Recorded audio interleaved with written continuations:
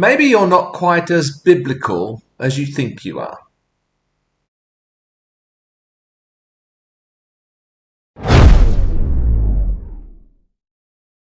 I've been posting a few videos lately about the Bible.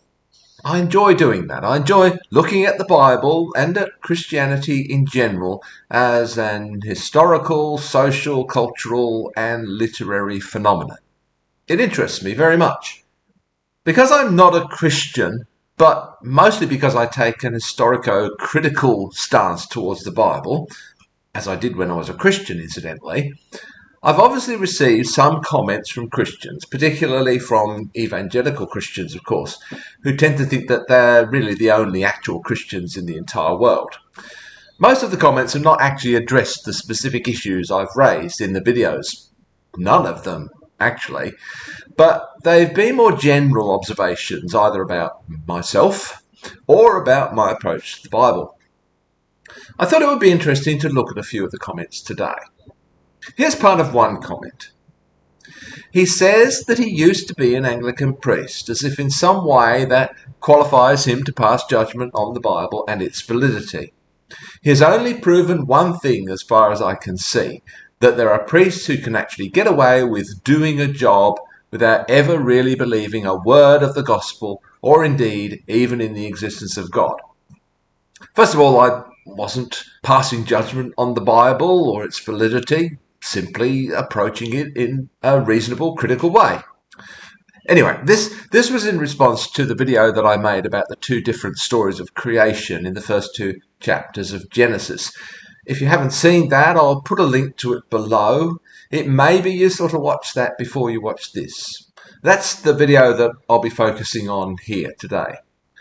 First of all, I would say that nothing I said in that video would be offensive to the vast majority of Christians in the world. Pretty much any Christian who doesn't adopt a fundamentalist, literalist approach to the Bible would not be offended by that video. The points I made simply repeated what the majority of biblical scholars would think about those stories.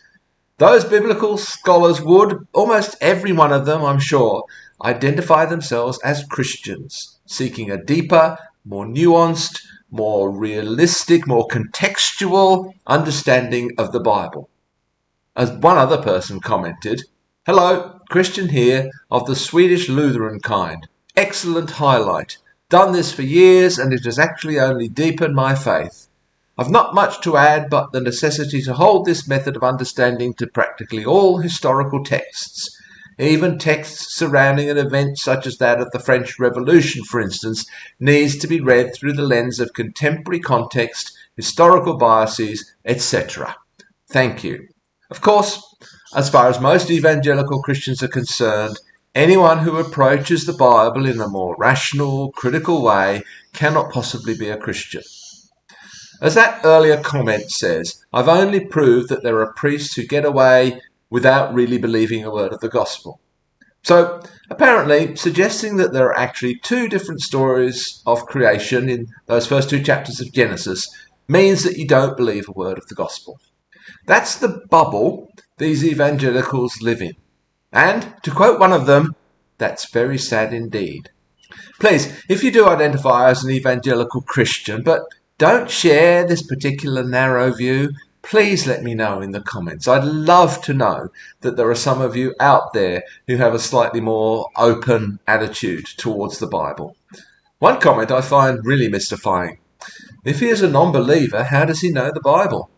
Well, from reading it, from studying it for many years, from reading about the historical and cultural context, studying the history of the time. You don't actually have to be a Christian to understand the Bible. In fact, if understanding the Bible is what strict evangelicals think they're doing, I would suggest that being a non-believer may be a huge advantage because I don't carry all the baggage and all the assumptions that they carry with them. Now, there was one comment that I found a bit more interesting and a bit more nuanced. Here it is. As Christians, we believe that the text of the Bible is inspired by God. As such, we carefully consider each verse in its full context so that we can grasp what it means in the light of the gospel of Jesus Christ. We also believe that it is essential to pray and ask God to help us with this task, which is something that the atheist will not and cannot do. Now, when I was a Christian myself, when I was an Anglican priest, I was aware of these two ways in which you could approach the Bible. The first was critically and academically, as I've been doing in these videos. The second was devotionally. The devotional approach is when you read a passage from the Bible and you sit with it, you meditate upon it, you let it speak to you at an emotional and or spiritual level, however you may understand that. You're seeking to relate that verse, that passage, to your own life, particularly at this very moment. I don't have any objection to that second approach in principle. I think you can do that with any text. Basically, use it as a jumping off point for reflection and meditation. You could do it with Shakespeare, with tarot cards, with your horoscope, the fortune cookie, if you like. I would argue, though, that all that kind of devotional, meditative practice with regard to the Bible is greatly enriched if you've also done all the other work, the historico-literary critical work. I'm not sure what this particular commenter meant by in its full context. For me, that would include all of this critical work that you do vis-a-vis the biblical text.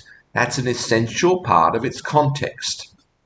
I think it's also interesting how the person says that they want to grasp what it means to us in the light of the gospel of Jesus Christ. Now, I don't know if this particular person is a fundamentalist or not, but it actually goes to show how non-literalist many biblical literalists actually are, in fact, without knowing or acknowledging it. In the second Genesis creation story, we find the story of the serpent who tempted Eve. I'm willing to bet that every single fundamentalist on the planet identifies that as Satan. But there's nothing in the story itself to suggest that. It's just a serpent. I would read it as an etiological story, an origin story, explaining why snakes crawl on their bellies, and perhaps also why so many people seem to hate them. In fact, it's only in the book of Revelation that that connection is made.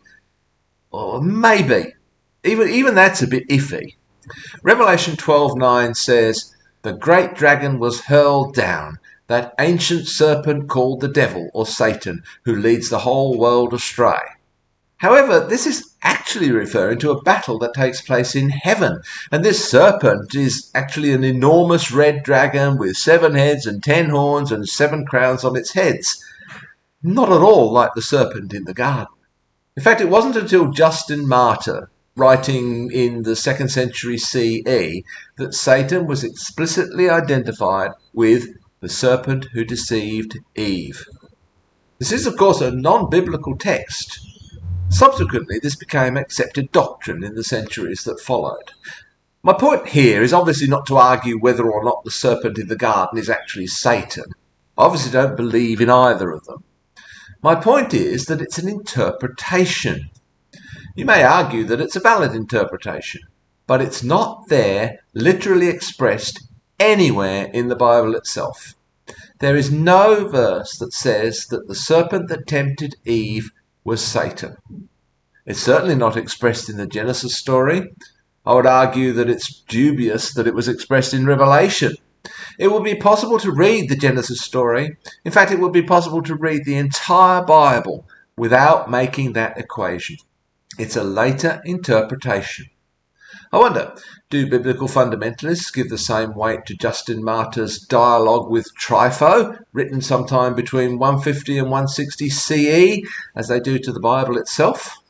The fact that the identification of the serpent with Satan subsequently became accepted doctrine, and that therefore you apparently accept it, means that you accept an authority outside the Bible itself, namely church tradition. Much like the Roman Catholics, then. When the earlier commenter says that they seek to grasp what the Bible means in the light of the gospel, they're essentially saying that they don't take the Old Testament literally.